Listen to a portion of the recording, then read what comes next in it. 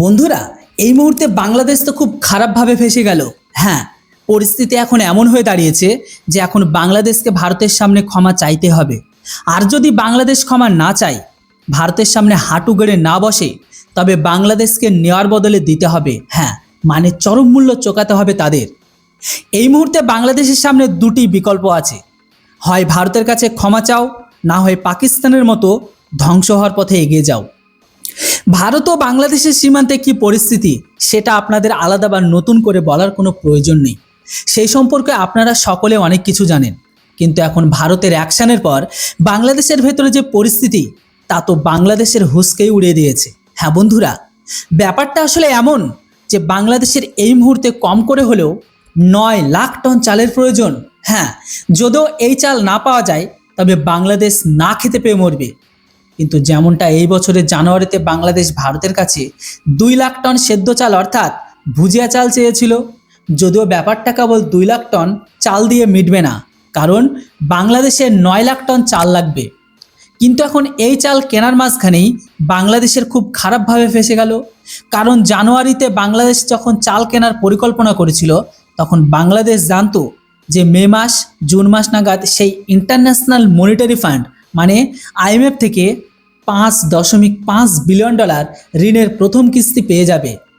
কিন্তু জানুয়ারি থেকে মে মাসের মধ্যে পরিস্থিতি অনেক বদলে গেল। যেমনটা বন্ধুরা, ভারত ও বাংলাদেশের মধ্যে অনুপ্রবেশকারীদের ইস্যুকে নিয়ে এবং কাঁটাতারের বেড়া দেওয়াকে নিয়ে যে ইস্যু বা সংঘাত পরিস্থিতি তৈরি হলো কয়েকদিন আগে, কিন্তু এখন ভারতের সাথে লাগতে যাওয়ার পরিণতি এমন হলো যে ভারত ইউরোপ ও জাপানের সাথে কথা বলে সেই ইন্টারন্যাশনাল মনিটারি ফান্ড বা আইএমএফকে বাংলাদেশের ঋণ দেওয়া থেকে স্থগিত করে দিল। হ্যাঁ, যার ফলে বাংলাদেশের এখন 9 লাখ টন চাল কেনার পরিকল্পনাও আটকে গেল।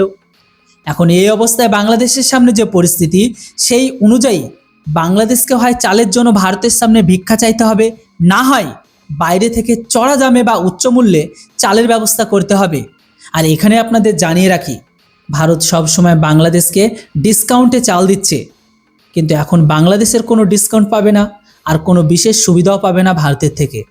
যদিও বাংলাদেশের কাছে থাইল্যান্ড আর ভিয়েতনামের মতো বিকল্প রয়েছে যেখান থেকে সে চাল কিনে আনতে পারে, কিন্তু এই দুই দেশের কেউই ভারতের মতো সেদ্ধ চাল দেয় না।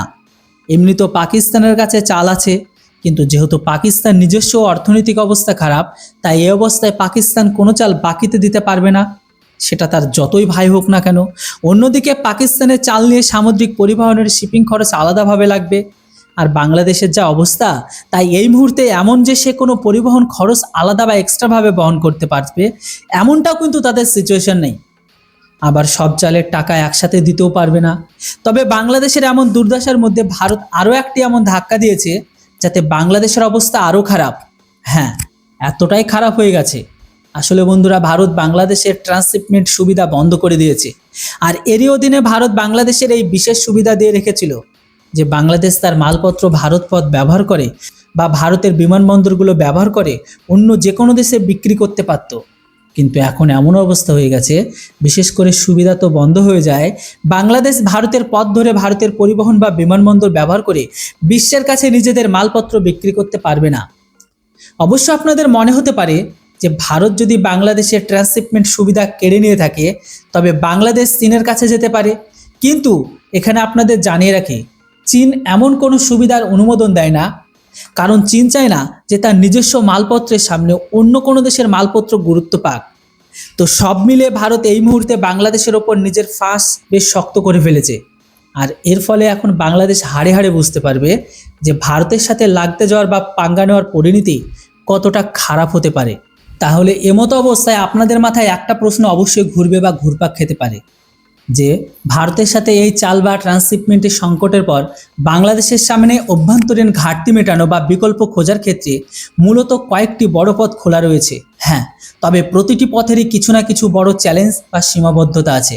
দেখুন, প্রথমত যেমনটা আপনাদের প্রথমে বললাম যে চালের বৈশ্বিক বাজারে থাইল্যান্ড আর ভিয়েতনাম অন্যতম প্রধান দুটি বড় রপ্তানিকারক দেশ। ভারত থেকে সরবরাহ বন্ধ বা জটিল হলে বাংলাদেশ এই দুই দেশের দিকে ঝুঁকতে পারে।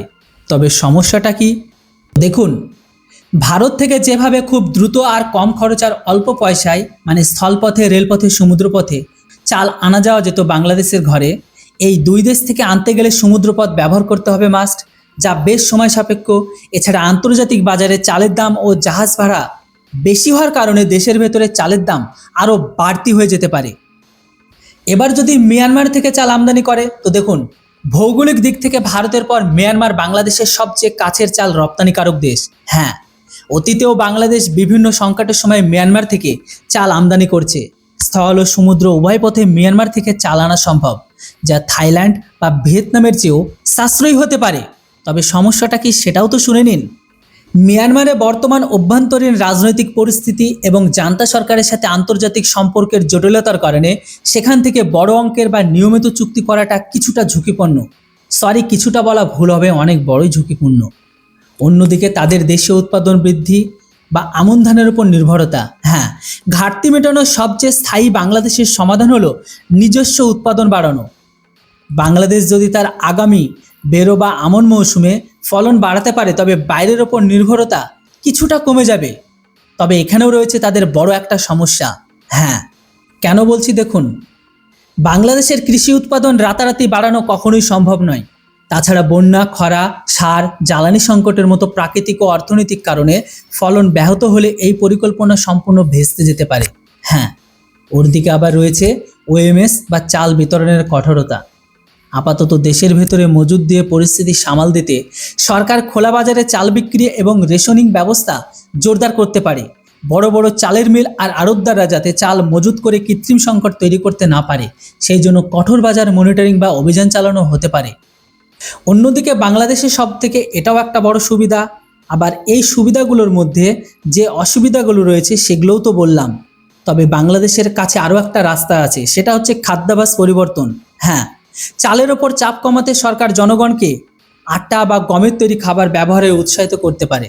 আন্তর্জাতিক বাজারে চালের চেয়েও গমের সরবরাহ উৎস যেমন রাশিয়া, ইউক্রেন বা অন্যান্য দেশ কিছুটা ভিন্ন হয় গম আমদানি সাময়িকভাবে খাদ্য ঘাটতি সামাল দেওয়া সম্ভব, কিন্তু সম্পূর্ণ নয়। কেননা আপনারা জানেন বাঙালি মানেই ভোজন প্রেমিক, আর বাঙালি মানে ভাত ছাড়া কিছু বোঝে না, ভাতটা সবার আগে থাকে। তবে জানেন এই মুহূর্তে আসল চ্যালেঞ্জটি কোথায়? তো দেখুন, বাংলাদেশের মূল সমস্যা হলো শুধু চালের অভাব নয়, বরং ডলার সংকট। হ্যাঁ, কিছুদিন আগে আপনারা দেখেছিলেন ভারত বয়কট করে তারা চীনকে আব্বু বানিয়েছিল, পাকিস্তানকে আব্বু বানিয়েছিল, তুর্কিকে আব্বু বানিয়েছিল। কিন্তু একটা কথা মাথায় রাখুন, নিজের আব্বু হলেও বিপদের দিনেও দেখে, কিন্তু বানানো আব্বু কখনো বিপদের দিনে দেখে না। বানানো আব্বু যখন আপনার কাছে থাকবে তখন দেখবে। বুঝেননি তো? বুঝিয়ে বলি।